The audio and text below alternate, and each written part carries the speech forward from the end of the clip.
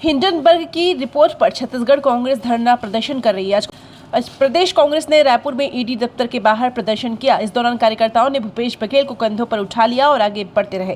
कांग्रेसियों से पुलिस की जमकर झड़प भी हुई। कांग्रेस हिंडनबर्ग मामले की जेपीसी जांच और एससीबीआई चीफ के इस्तीफे की मांग को लेकर प्रदर्शन कर रही है। गुरुवार को ईडी दफ्तर के पास पूर्व CM Bhupesh Baghel, PCC chief Deepak Baij समेत कई वरिष्ठ नेता धरने में शामिल हुए। इस दौरान पूर्व सीएम ने कहा कि केंद्र में कांग्रेस सरकार बनते ही ईडी सीबीआई तो जो जांच कर रही है उसकी भी जांच कराएंगे। अगर ईडी निष्पक्ष जांच कर रही होती तो कांग्रेस के लोगों को प्रदर्शन करने की जरूरत नहीं होती। ईडी केवल बीजेपी को सुरक्षित करने के लिए कार्रवाई कर रही है। इनकी कार्रवाई सिर्फ विपक्षी लोगों के ऊपर ही हो रही है। हाईकोर्ट ने कहा कि हेमंत सोरेन के मामले में कुछ नहीं बनता, लेकिन इन्हें जेल में क्यों रखा गया है।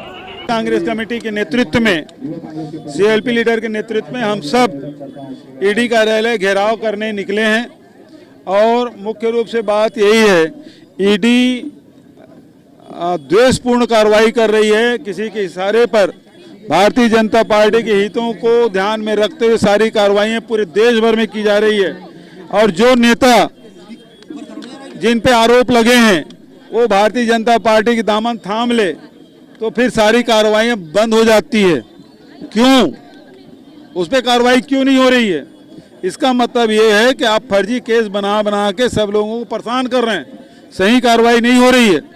और दूसरी बात यह है कि आज सेबी का भी दुरुपयोग हो रहा है। हिंडनबर्ग वाले मामले में जो नया खुलासा जो आया है तो सेबी के चेयरमैन का वेस्टेज इंटरेस्ट दिनेश अडानी की जो कंपनी है उसमें रहा है, उससे लाभ लिया है। ऐसे में सबसे पहली बात यह है कि माधवी बूच को इस्तीफा देना चाहिए। दूसरी बात, पहली बात राहुल जी ने जो कहा है।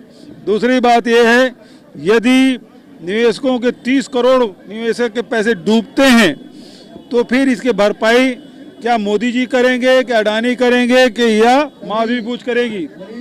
तीसरी बात जो है कि सुप्रीम कोर्ट इसे स्वयं संज्ञान में ले, क्योंकि वो केस चल रहा है। 24 बिंदुओं पे जांच की जा रही है। जो 2 महीने में जांच पूरा करना था, आज 18 महीने बीतने के बाद भी जांच रिपोर्ट सबमिट नहीं हुआ है। ये सारे प्रकरण देश हित में जो राहुल जी ने जो बयान दिया है उसमें उसको हम फिर से दोहरा रहे हैं और ये कहना चाहते हैं कि सुप्रीम कोर्ट भी इसको संज्ञान में ले, ये हम आग्रह करते हैं।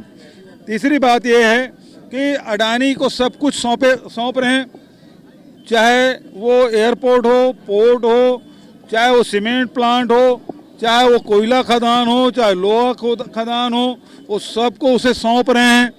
और उसके हितों को ध्यान में रखते हुए पहले संबंधित कंपनियों में छापा डाला जाता है, सीबीआई छापा डाला जाता है, ईडी का या डीआरआई का, और उसके बाद वो कंपनी अडानी को बेच देते हैं। उसी प्रकार से देश में, देश के बाहर भी मोदी जी किस प्रकार से अपने पद का दुरुपयोग करते हुए, चाहे ऑस्ट्रेलिया की बात हो, चाहे इजराइल की बात हो, चाहे श्रीलंका की बात हो, वहाँ अपने पद का दुरुपयोग करते हुए, लोगों को प्रभावित करते हुए अडानी को पोर्ट दिला रहे हैं, कोयला खदान दिला रहे हैं, और जो रक्षा विभाग में ठेका दिलाने का काम अडानी को किया जा रहा है। तो ये सारी बातें हैं। और अभी लेटेस्ट में ये बांग्लादेश में जो बिजली सप्लाई कर रहा था अडानी, इस झारखंड के पावर प्लांट से, उसे वहाँ जब बंद किया गया तो रात को 12 बजे आदेश निकलता है कि यहाँ अडानी के जो पावर प्लांट है जो झारखंड में स्थापित है उसके पूरे बिजली भारत सरकार खरीदेगी। तो इस प्रकार से बताने का मतलब ये है कि अडानी के लिए हर स्तर पे एजेंसियों के भी दुरुपयोग कर रहे हैं, अपने प्रभाव का दुरुपयोग कर रहे हैं, विदेश में भी उसको लाभ दिला रहे हैं। तो सब काम अडानी के लिए कर रहे हैं। तो ऐसे में जो एजेंसियों का दुरुपयोग जो हो रहा है उसके खिलाफ में पूरे प्रदेश, देश भर में ईडी के खिलाफ, ईडी कार्यालय के घेराव करने हम सब निकले हैं। प्रदेश अध्यक्ष आदरणीय दीपक बैज जी, नेता प्रतिपक्ष आदरणीय डॉक्टर चरणदास महंत जी के नेतृत्व में सैकड़ों हमारे कार्यकर्ता अभी ईडी कार्यालय के घेराव करने निकलेंगे।